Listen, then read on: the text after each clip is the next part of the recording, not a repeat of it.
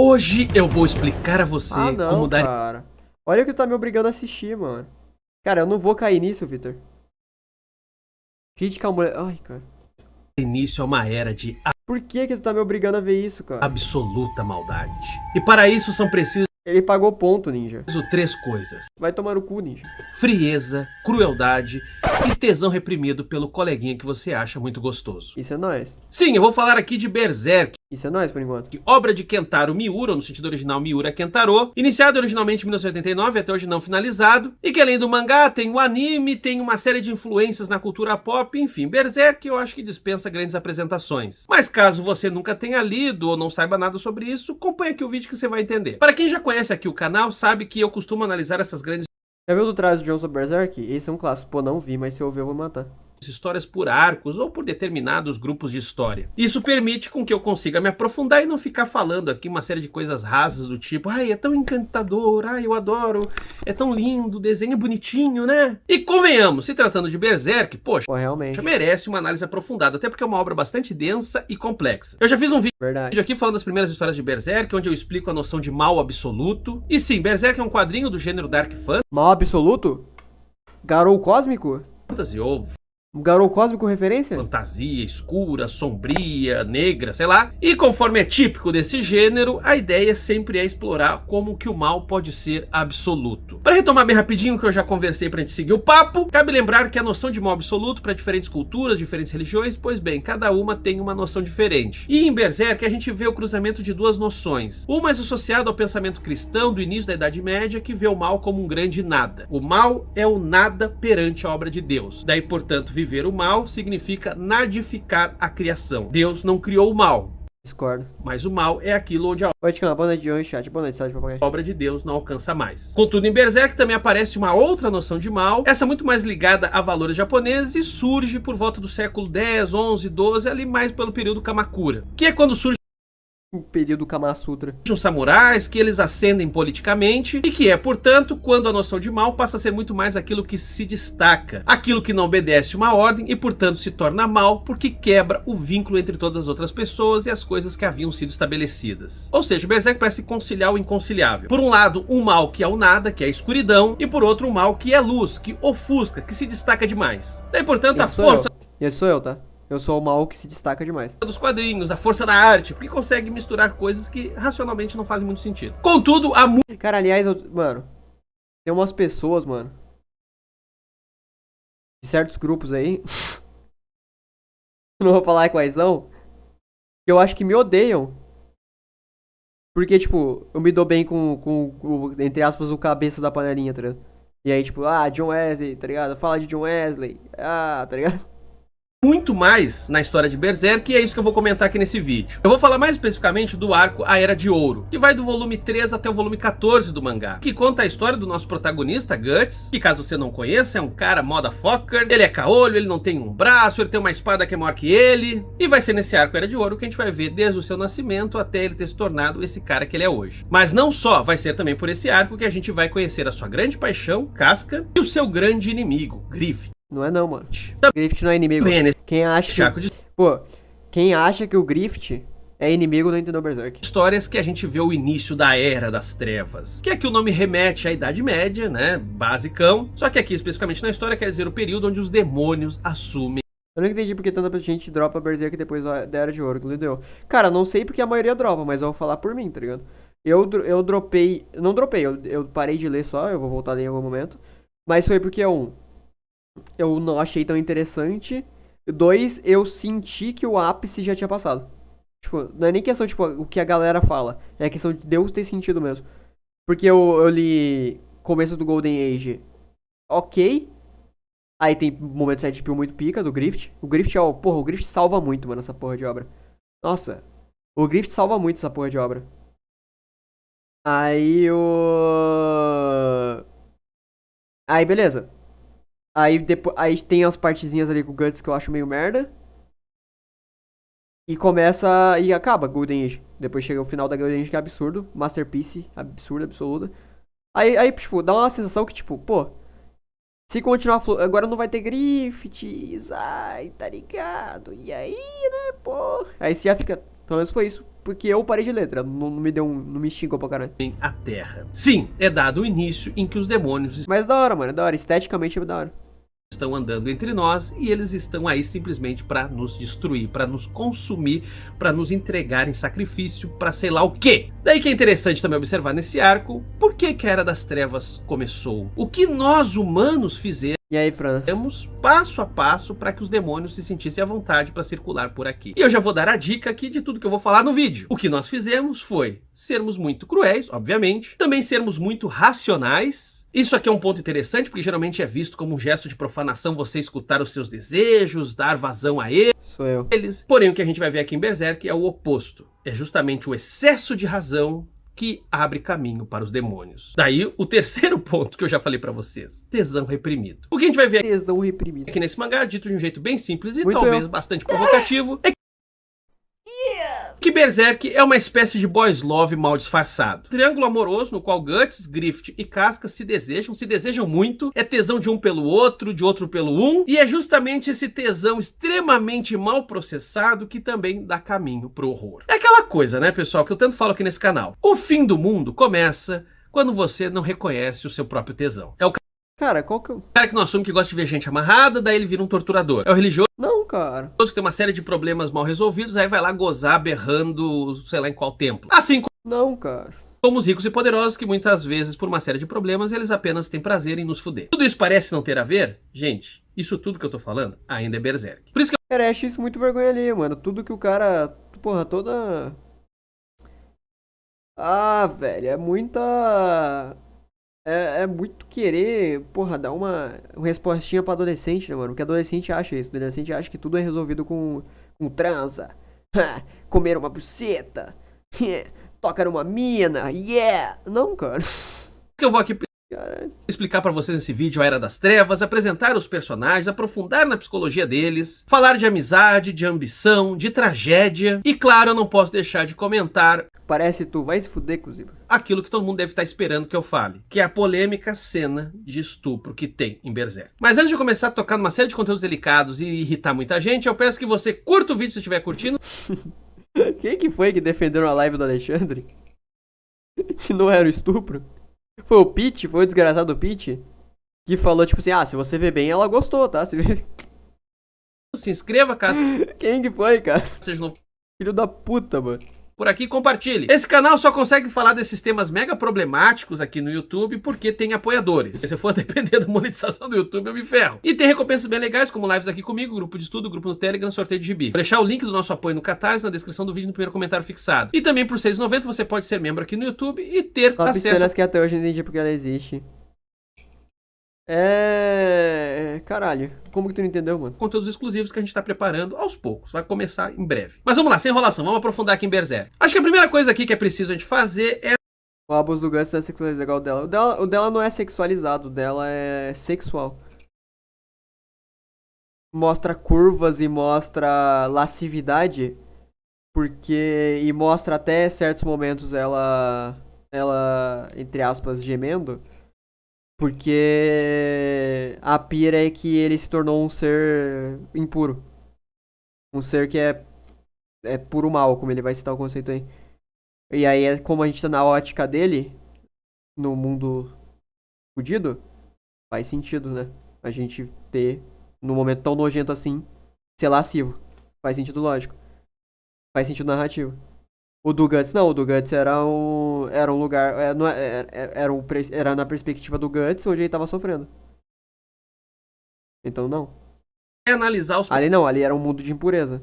personagens isoladamente e depois falar um pouco da relação entre eles. Daí que não tem como ser de outro jeito senão a começar pelo Guts. Afinal, ele é o protagonista do quadrinho e o arco Era de Ouro começa com seu nascimento. E pessoal, que nascimento horrível. É sabido que Kentaro Miura se utilizou de uma série de referências, entre elas Conan. Só que enquanto Conan muitas vezes é descrito como um bebê que nasceu num campo de batalha, aqui Guts é um garoto que nasceu da mãe já morta e enforcada. Nós. Sim, ele é um bebê que caiu de uma mulher grávida que foi morta de um jeito horrível. E foi Isso é muito da hora, o cara é sobrevivente pra caralho. encontrado na lama por mercenários, achavam que ele já estava morto, mas viram que aquele bebezinho ainda reagia. Fiz esse paralelo porque Ele não falou nada, nem sabia, certeza. Cala a boca, Fran. Que esse ponto aqui já é fundamental. Claro, mano. A Claro que eu não sei. tragédia na vida de Guts é a morte. Ele já nasceu de uma mãe morta. Assim como também ele já nasceu da guerra. Sua mãe foi morta por causa de guerras que a gente nem mais sabe direito por que elas aconteceram. E ele foi acolhido, por sua vez, por mercenários que servem para a guerra. Como vocês bem sabem, esses valores de morte, de guerra, ocupam todo um imaginário masculino, de bravura, etc. Porém, o mangá é muito mais sofisticado que isso e muitas vezes ele subverte esse masculinismo. Ou seja, esse culto da violência, da guerra, da morte. Pois bem, isso na verdade não é muito bom. Parece meio idiota, né? Olha, gente, guerra, morte, violência, acho que não é muito legal, né? Só que você sabe, né? Isso ocupa as fantasias de poder, principalmente de homens, e muitas obras de ficção, como vocês podem reparar, muitas vezes reafirmam esses valores. Berserk, não. Ele, de um lado, reafirma sim, mas de outro, ele também produz uma crítica. Mas voltando, Guts Cara, era um bebezinho. meu Deus, não é uma crítica, cara. É só uma obra. É só uma obra bem escrita, mano. É isso que eu acho bizarro, tá ligado? Qualquer coisa bem escrita, a galera que não tem muito contato acha que é. Oi, dei resub. Valeu, Renan Frozen. Anuncia o resub, pô. Tem como anunciar aí no chat. Obrigado pelo sub, anyway. Todo mundo que, tipo. Tem muita obra que é bem escrita e aí mostra uma moral cinza, onde tem lados e lados, onde tem visões e visões, e mapas de mundo e mapas de mundo, é confundido facilmente com uma crítica e subversão. Quando não, mano. É só uma visão.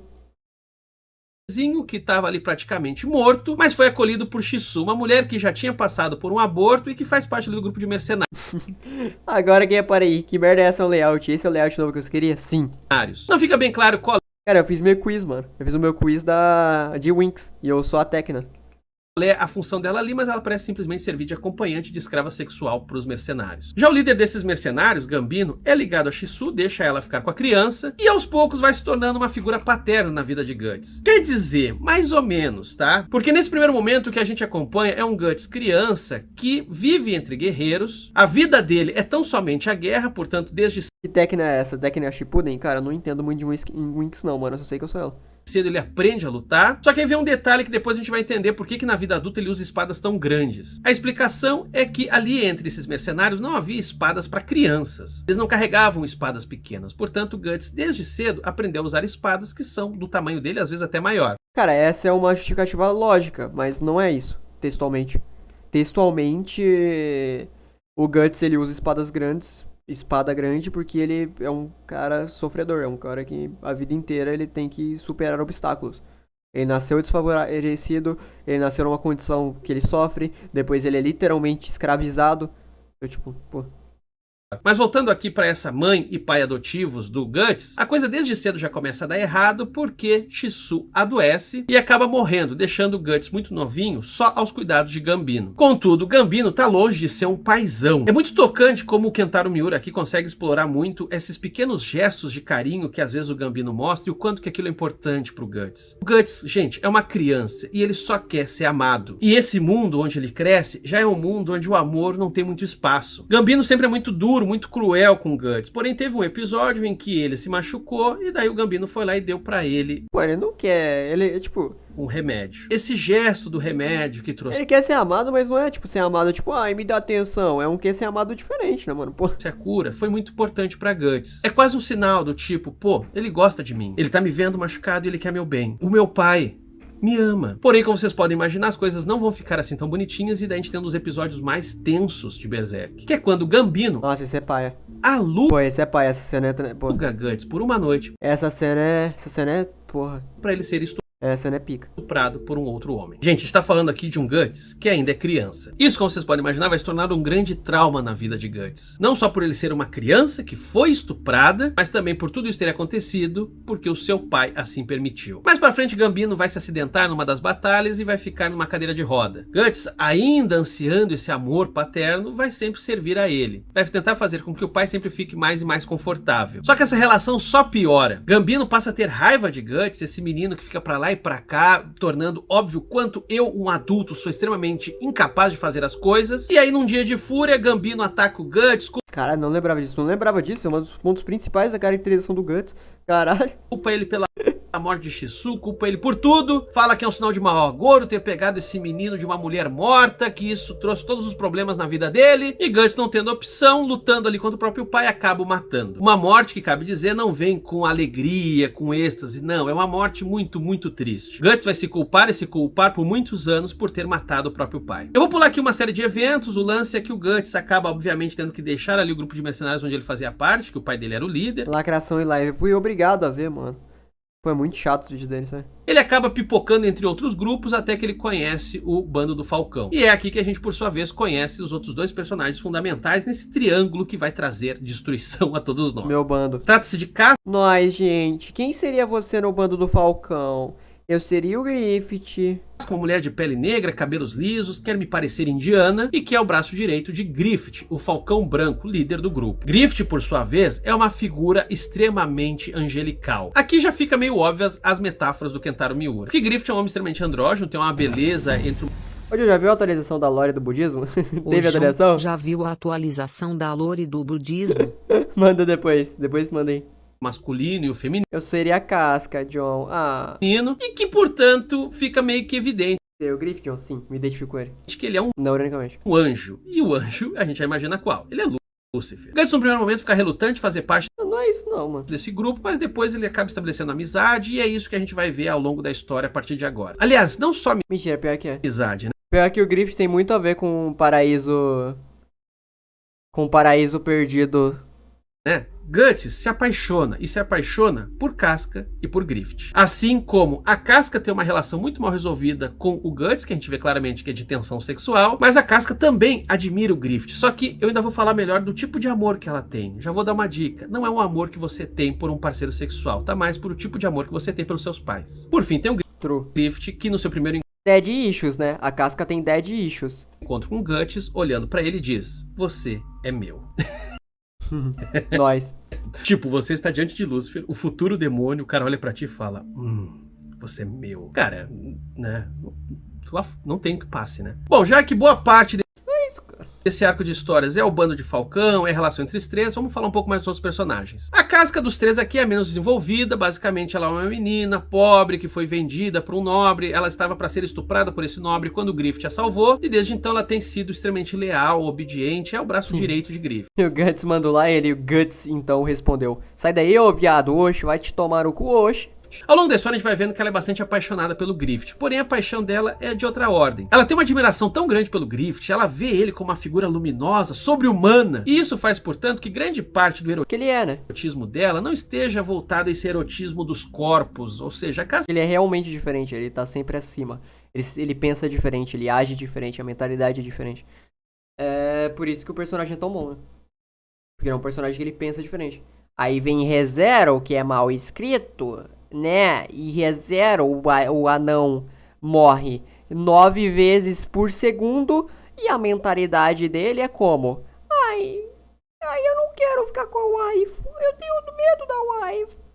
Toma no cu, mano. Nossa, ReZero é ruim demais, sabe? e parece que ela não saberia sequer transar com o ReZero é ruim demais. Griffith. Dito de outro modo, o erotismo que rola entre a casca e o Griffith por parte dela tem muito mais a ver com um erotismo do sagrado. Griffith é uma figura tão divina para ela que ele traz gozo. Daí, portanto, já me adiantando, quando no final da saga a gente tem o estupro da casca por parte do Griffith, Que isso, falou mó secão. pois bem, Caralho, falou mó secão. isso tem várias e várias camadas de violência. Não só o do estupro em si, que já é algo repugnante, mas também por ela estar sendo estuprada por uma figura que é tão idealizada para ela que está muito menos próximo de um possível parceiro sexual e muito mais de uma figura paterna. Em alguma dose, o estupro de casca, que a gente vai ver mais pro final da série, também é, simbolicamente, para ela, um incesto. Pois bem, vamos então agora falar de Griffith, aquele que vai se tornar o líder Tá, pô. das God Hand, os 5 anjos malignos que governam todo O líder das God o Hand. mal. Como eu já comentei, Ele não é o líder das God Hand, não, né? Se não me engano, tem outra. Não tem uma. Não tem outra divindade acima dele? E ele segue. A God Hand segue essa divindade? Griffith é uma figura angelical, tem uma beleza andrógena. Ele também é baseado em personagens andrógenos de mangás shoujo bastante consagrados. É o caso de Rosa de Versalhes, que eu até já fiz vídeo aqui no canal, mas também de Kaze Toki no Uta, que esse eu nunca li. Tem eu. Caralho, ninja, sério? Por sua vez, Parabéns, mano. Como você chegou nesse cargo aí? vou comentar esses personagens, eles são muito baseados no ator Björn Andresen, que foi muito popular no Japão e Ai, foi considerado ele é muito gay. o menino mais bonito do mundo. Pô, ele parece aquelas esculturas do Michelangelo lá. E sim, né? Vocês sabem que quando falam menino mais bonito do mundo e associam com branquitude, você sabe bem o que é isso. Mas Nossa, que lacrada, amiga. enfim, não vou entrar agora nessa problematização aqui. Já tem várias aqui nesse vídeo, não dou conta de todas. Griffith, conforme a gente vai acompanhando ao longo do mangá, ele é uma figura que a gente nunca sabe bem direito quais são as suas intenções. Às vezes ele parece tão doce, tão delicado, às vezes ele parece inclusive tão cheio de empatia, porque afinal de contas ele é muito leal aos seus comandados. Há inclusive um episódio que vai impactar bastante. Porque ele gosta dos amigos. Ele vai falar que... Se ele meter que ele só tava... Que ele não se importa com os amigos dele, é bizarro, pô. E ele que é quando um menino que o acompanhava morre em batalha. A cena desse menino morto em batalha, segurando seu cavaleiro de brinquedo, pois bem, isso vai pesar muito pra Griffith. Porém, ao mesmo tempo, a gente também vai vendo... Ah, mano, o Quadrinhos Sojados me deu sono. Voo de sanidade de John após engolir tanta Blue Pill. Boa noite. Pô, pois é. que ele é muito, mas muito cruel. Porque conforme o bando do Falcão vai ascendendo, Griffith vai se tornando uma Boa noite, Emma. figura muito requisitada pela nobreza. No tanto que a gente vai acompanhar num arco de histórias bem longo, o quanto que o Griffith acaba se tornando, inclusive, Void, o cara que é o boss agora de gente, tava tentando lembrar nome. É, então, eu sabia disso. um nome. Acho que falam até na porra da... Eu acho que falam até na própria Golden Age, mano. Ou depois da Golden Age, um pouquinho depois. Mas falam, citam um cara aqui. Pô, no Griffith não é o líder, não, mano. Sendo uma das pessoas de maior confiança por parte do rei de Midland. Algo que, conforme vocês vão ver, vai dar tudo errado. Mas voltando aqui pro Griffith, a gente vê desde o começo que ele tem uma coisa muito forte pelo Guts. Conforme ele mesmo vai revelar mais pra frente na história, toda vez que ele vê o Guts, ele não consegue mais ser tão racional assim. Porque a gente descobre aos poucos que Griffith era um menino pobre, mas que olhava pro castelo e falava: eu quero chegar lá. Eu quero ser o rei dos reis. Esse poder que nós aqui pobretões não temos acesso, pois bem, eu quero e vou conseguir. E vou fazer o que Pois é. for necessário para ter esse poder. E nesse Mas não é poder, eu quero estar acima da sociedade. Eu quero, é o sonho, cara. É o sonho, mano. sentido, a sua trajetória É você sentir a vontade de ser algo acima do que você está destinado a ser. Esse é isso, tá? é bastante bem sucedida. Griffith, mesmo muito jovem, se torna líder de um exército e passa a ser um dos caras mais temidos de todos os tempos. Contudo, há um porém. E esse porém é Guts. Guts desconcerta Griffith. Guts faz Griffith se tornar mais passional. E sim, tem uma cacetada de cenas de uma tensão sexual tremenda entre os dois. Por isso que eu falo, quem ainda não aceitou, olha só, galera, respira, segura minha mão e é o seguinte: Berserk é um boys love muito mal disfarçado. O que tem de cena Muito mal disfarçado. de nudez dos dois e um olhando pro outro e aquela coisa do tipo, brother, Ele leu com o pau duraço, e tá botando a culpa do mangá. que coxa linda Ele leu com o pau duraço e tá botando a culpa no mangá. que Sai daí, você pô. tem. E essa paixão, pessoal, não é só do Griffith por parte do Guts. O Guts também sente coisas e sente muitas coisas pelo Griffith. Contudo, vai ter um momento que vai ser decisivo pro Guts repensar um pouco essa relação. Pra assistir Eu li. uma cena bem interessante. Guts quer chegar perto de Griffith, mas não pode porque ele está entre os nobres. Contudo, mesmo lá de longe, Guts escuta Griffith dizer que ele só respeita um amigo que não o siga. No entendimento de Griffith, só é um amigo de verdade aquele que tem uma trajetória diferente da dele. Alguém que ele respeita, alguém que até de certa maneira talvez antagonize os seus objetivos. Sim. Isso vai ser muito forte para Guts, porque ele vai perceber que ele está ali completamente submisso a Griffith e que ele não está sequer à altura de ser amigo de Griffith. Entendeu, pô. Outros eventos também. Cara. Ai, cara, ele falando isso, ele só quer alguém que pense como ele, cara. Caralho, mano. O que ele quer dizer com isso é tipo, pô, meu mindset é muito Sigma pra vocês. Seja Sigma igual eu. Vão ser determinantes para o Guts cada vez mais se Aí o Guts pensa, caralho, Sigma. distanciar. Quando ele é mandado em uma missão por Griffith, ele acaba matando uma criança. Por causa da infância que Guts teve, a relação infância e violência para ele é sempre muito complicada. Então, quando ele acaba matando esse filho de um general sem querer, porque ele não sabia que era uma criança que estava ali, aquilo também acaba se tornando mais um episódio do tipo, ok, eu não sei bem direito Pois aí, essa cena foi foda. mais o que eu tô fazendo Essa cena é pica. aqui. Eu preciso me distanciar desse grupo, eu preciso ir para outro lugar. E é o que acontece. Chega um determinado momento que Guts diz assim: tô vazando. Não tenho Ele fala isso. mágoas, não tô brigado com ninguém.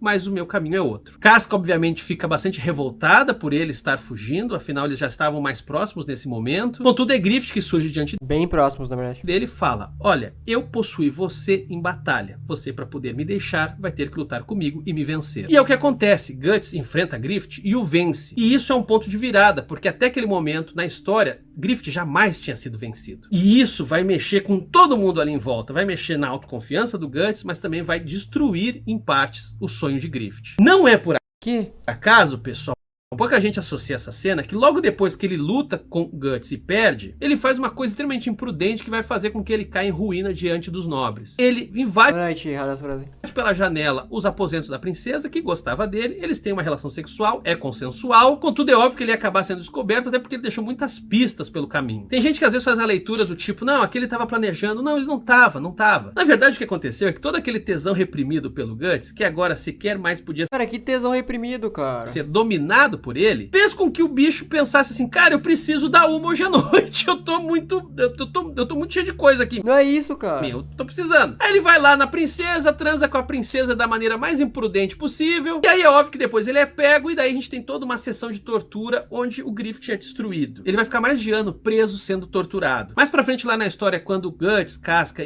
Griffith não conhecia a punheta, cara. Não foi inventada a punheta ainda, tá ligado? e É por isso, mano. companhia resolvem resgatar Griffith, pois bem, aí a coisa já mudou completamente de figura. Esse triângulo aqui que eu tô mostrando pra vocês já tá com outra cara. Porque enquanto Casca e Guts se tornaram mais próximos, se tornaram amantes, Griffith se tornou um cara frágil, que não consegue mais pegar sequer uma espada com a própria mão. E que por mais que ele seja respeitado, acaba reduzido a uma espécie de objeto a ser poupado pelo grupo. Obviamente, isso vai mexendo com a cabeça dele, certo? É claro, ele tinha acabado de ser torturado, porra, mas ele...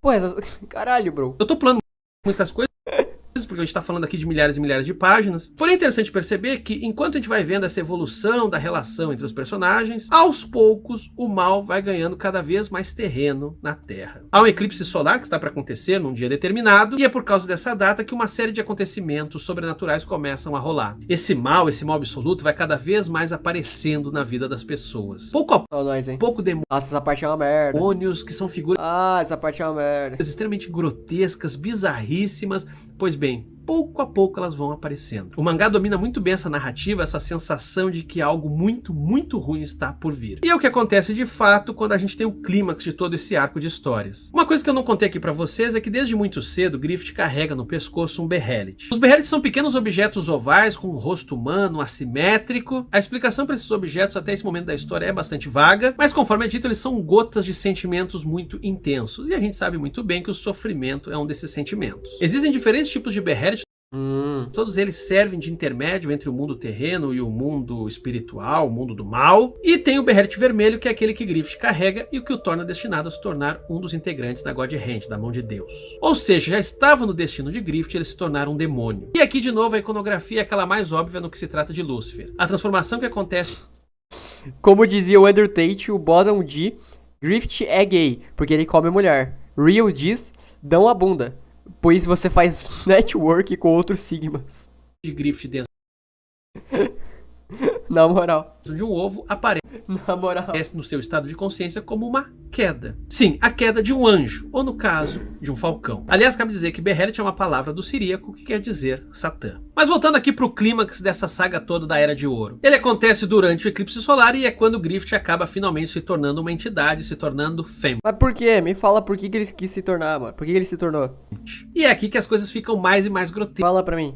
Mas também é aqui que a gente começa a entender muita coisa. Numa dessas histórias que se passam na consciência de Griffith, a gente o vê criança tendo que caminhar numa pilha de cadáveres. E aí surge pra ele uma bruxa que fala: você não quer chegar até o castelo? Pois bem, você precisa pisar em mais e mais cadáveres. E daí a gente vai tendo flashbacks da história que a gente já tinha lido, mostrando que o quanto que essas histórias de bravura e de guerreiro, na verdade, eram só histórias de violência. De violência cometida contra outros guerreiros, mas também, acima de tudo, de violência contra todas as pessoas. De violência contra a mulher. Ou seja, homens, mulheres, crianças, todos sofrem numa guerra. Por mais que exista esse culto da violência e da guerra, esse encanto pela figura do guerreiro, no final das contas o guerreiro é só aquele cara que tá levando destruição e morte por todos os lugares onde ele passa. E Não é esse o ponto, mano.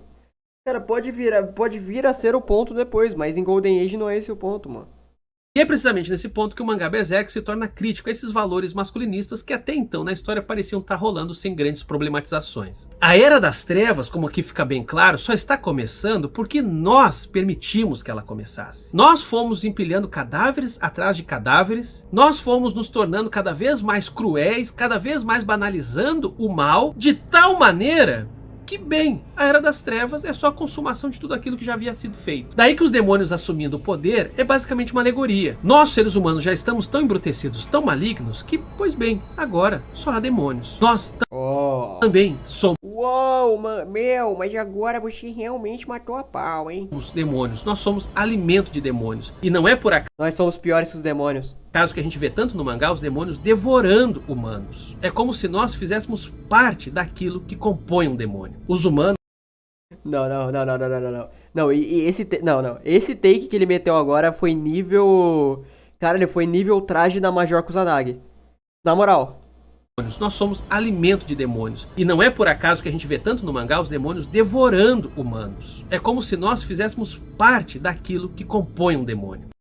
Os humanos dão corpo ao mal. E no caso de Griffith, pois Não, o vampiro, ele come o humano porque somos parte vampiro, no fundo. bem, lembre o arco Sugamos pica. dele. Ele tinha um sonho, ele depois, por causa do Guts, que ele ficou lá meio abalado, ele acabou metendo os pés pelas mãos, foi torturado, se tornou extremamente frágil e dependente, e vendo agora que ele foi esperado, foi profetizado pela God Hand, pela mão de Deus, mais puto ele fica quando o Guts tenta salvá-lo. Ele mesmo pensa, se você tentar me salvar, aí mesmo que eu vou me vingar de você. E aqui é uma coisa bem japonesa, né? De certa maneira aqui, Griffith está requerendo o direito de cometer seppuku. Ele quer ter autonomia sobre a sua própria vida, e também sobre a sua própria morte. Coisa que num estado de fragilidade tão grande que ele tá, nem isso ele consegue. Griffith se tornou inválido a ponto de não conseguir nem tirar a sua própria vida. Até disso ele depende dos outros. Daí, portanto, que quando surge uma oportunidade dele reconquistar as suas potências, aí mesmo que ele aceita. E daí todo o ressentimento que começa a crescer dentro Não, é por dele, isso, pô. É por isso aí. por ter Caralho, foi por isso. É porque ele tava mal. E ele falou, caralho, eu consigo voltar aqui. Nossa, calado, vou aceitar. Foi por isso aí. visto que ficou de fora daquele triângulo amoroso, por ter visto que Guts e Casca começaram a seguir sua própria vida, fez com que ele desejasse voltar a ser poderoso e demarcar o seu poder a partir das maiores crueldades que ele Foi isso aí. poderia fazer. Aí que vem a famosa cena do estupro da Casca. Porque ao longo da história a gente vai vendo que as mulheres nesse mundo embrutecido, pois bem, elas cedo ou tarde vão acabar sendo estupradas. Daí que Casca passa sempre por várias situações onde ela quase é estuprada, mas como ela é guerreira ou porque ela anda entre guerreiros, isso não acontece. Por isso que o clímax da história acaba se tornando um estupro coletivo que ela sofre a partir de demônios. Uma coisa que o Kentaro Miura faz nesse mangá é de se demorar em relações sexuais. A cena, por exemplo, da primeira vez entre o Guts e a Casca é bastante longa, é sensual, mas também tem a sua delicadeza, porque ali a gente tá lidando com dois personagens que têm traumas relacionados à violência sexual. Casca até aquele momento várias vezes quase já tinha sido Pô, entendeu, caralho. Cara, isso aqui me surpreendeu, eu acho que ele não ia entender. Eu acho que ele ia reclamar, tá ligado? De ser longa a cena. estuprada e Sendo que faz sentido. Guts, vocês lembram, Guts foi estuprado quando era criança. Daí que a primeira vez dos dois acaba sendo cheia É porque, tipo, nesse ponto, tá ligado? O sexo pra gente em Berserk era sujo, nojento. E aí, finalmente, a gente tem um sexo bonito, né? de tabus e problemas que eles próprios têm que Entendeu? Achei que ele não tinha pego isso. resolver. Daí, salto na história e chegamos, portanto, no clímax do eclipse solar do estupro coletivo da Casca. É algo que deixa Guts, obviamente, profundamente irritado, revoltado, porque ele é obrigado a assistir, e tudo é feito por Grites na frente de Guts para continuar provocando ele. De certa maneira, pessoal, o que está em jogo nessa cena extremamente escabrosa é o desejo no sentido mais bruto. Deixa eu explicar uma parada aqui que é um pouco complicada. Desejo é, antes de tudo, desejo de desejo. Ou como diz o filósofo Alexandre Koyev, desejo de reconhecimento. Desejo não é um mero querer, mas é um querer que de alguma maneira também diz quem eu sou, informa ao mundo a minha existência. É algo que está muito ligado a essas coisas mais profundas que nós temos na nossa psicologia. Por isso que uma pessoa sem desejo algum, ela acaba se matando. E eu tô falando Nós? tudo isso porque a cena de estupro da Casca, em que o Griffith exige que o Guts assista, tem muito a ver com o lance do Griffith querer reconhecimento por parte do Guts. É quase uma coisa assim do tipo, tá vendo o que eu posso fazer? Pô, esse entendeu, hein? Caralho, mano, ele conseguiu distorcer completamente, ele conseguiu botar o contrário da cena, mano. Caralho. Tá vendo o que eu consigo? Vocês dois acharam que iam poder me ignorar, que iam poder seguir sua vida sem mim? Pois bem, olha o poder que eu tenho. Nossa, mano. Eu continuo entre a relação de vocês. E conforme a gente vai ver, Griffith vai continuar entre a relação deles de maneira, inclusive, a ponto de tornar maligno o feto que crescia na barriga da Casca. Sim, a Casca estava grávida do Guts, nem ela mesma sabia, e depois ela dá à luz a um monstrinho, que é filho do Guts, mas também é filho do Griffith. Esse arco de histórias termina com um forte senso trágico. Eu falo trágico no sentido grego, ou seja, de que... Tem como explicar o correto? Do motivo dele ter estuprado a Casca? o destino Ou da obra inteira? a gente não pode evitá-lo e ele inclusive se repete. Vocês lembram de tudo que aconteceu no início da vida do Guts? Pois bem, agora as coisas se repetem. Enquanto o Guts nasceu numa situação profana de Quem não viu o anime. Ah, porra, eu não vou explicar se tu não viu, mano. Assiste aí, tu vai curtir, pô. uma mãe Lê, no caso. forcada morta, ele agora está vendo seu filho nascer, também fruto de uma Lê o mangá melhor. profanidade. E em ambos os casos a gente vê uma figura materna querendo criar essas crianças, mesmo elas sendo monstros. No caso de Guts, foi dito que um menino que nasceu naquelas condições era de mau agouro, mas Shisu quis criá-lo. Agora a gente está vendo Casca querendo ficar com esse bebê monstro e Guts dizendo que não. Outra repetição, Gambino tentou matar Guts. Guts agora tenta matar o seu filho. E não por acaso esses dois momentos acontecem quando ambos estão inválidos. E agora Guts perdeu um olho, perdeu um braço e se vê muito ameaçado por essa criança maligna que nasceu. Por fim, os dois viram as costas, partem para a guerra. Gambino deixou Shisu doente e ela morreu. E agora Guts resolve deixar a Casca para trás e iniciar a sua vingança contra Griffith. Cabe comentar nesse momento da história, Casca está vivendo um estresse pós-traumático muito forte. Ela não lembra mais quem é Guts, ela não lembra o que aconteceu com ela, porém é preciso aprisioná-la, porque todos aqueles que enfrentaram os demônios na noite do eclipse solar acabaram recebendo o estigma do sacrifício. Ou seja, eles são oferendas que acabaram não sendo mortos naquela noite, mas podem ser mortos por qualquer demônio a qualquer momento. Notem, portanto, quanto que esse Cara, isso daqui, mano, é o exemplo mais claro possível de pessoa que leu a obra forçando uma interpretação porque ela viu signos parecidos no começo. final é bastante pessimista, porque em últimas Ele instâncias deve ter visto, uou, guerra, e a guerra não é tratada como algo bom. Então, existe crítica nesse mangá. E, personagens personagens sendo retratados de maneira erótica. Guts, para poder sobreviver, precisa ele também se tornar uma espécie de figura maligna. Eu gosto desse canal. Eu gosto desse canal mesmo assim. Pô, tu gosta de tudo, né, Fran? Tu é um cara muito gente boa, mano. Não tem mais como ele contrapor Vai lá e assina o Patreon dele. a demônios Você considera a Casca negra ou pardinha? Preciso saber. Negra. se ele também não for um tanto demoníaco. E um detalhe aqui que eu queria acrescentar, que eu deixei passar, que eu acho interessante, é o quanto que os demônios falam a seguinte expressão: o Deus criado pelos humanos. É uma expressão bastante curiosa, porque dá a entender que nesse mundo de trevas não tem Deus. O único Deus que tem é aquele que os humanos criam. Porém, como eu mostrei aqui pra vocês, Não, cara. já que nós estamos tão malignos, pois bem, o Deus Tá esticando estupro, João? Não, cara. está morto. E sobrou apenas território para toda invocação dos males do mundo e do submundo. Para quem manja um pouquinho de filosofia, sim, você já deve ter percebido e muita gente também já percebeu. Ah, meu, é só pra quem manja um pouquinho de filosofia, né, meu? Aqui, pô, quem manja um pouquinho de filosofia vai entender, né? Só pros Nietzsche. Só pros Nietzsche aqui. Berserk se alinha muito com a filosofia de Nietzsche. Enfim, esse vídeo aqui tá gigante, tem muito mais coisas que dava pra comentar. Inclusive até que ponto Berserk, quando vai mostrar o estupro, acaba muitas vezes o fetichizando. Mas essa é uma reflexão que eu vou deixar para outro vídeo. Inclusive vocês digam aí Só quem é Nietzsche vai entender, hein? se vocês querem Pô, só quem é Kami vai entender. que eu faça. E também digam se vocês querem que eu continue falando de Berserk. A ideia é falar arco por arco. Mas Pô, tá falando bem, hein, mano. Falando legal. Pô, você é louco, bizarro. Caralho, eu nem consegui responder muito, porque, tipo, ele tava resumindo, e quando ele não resumia, ele falava um bagulho, tipo, completamente, pô, bizarro, que não tem nem lógica, nem pé nem cabeça.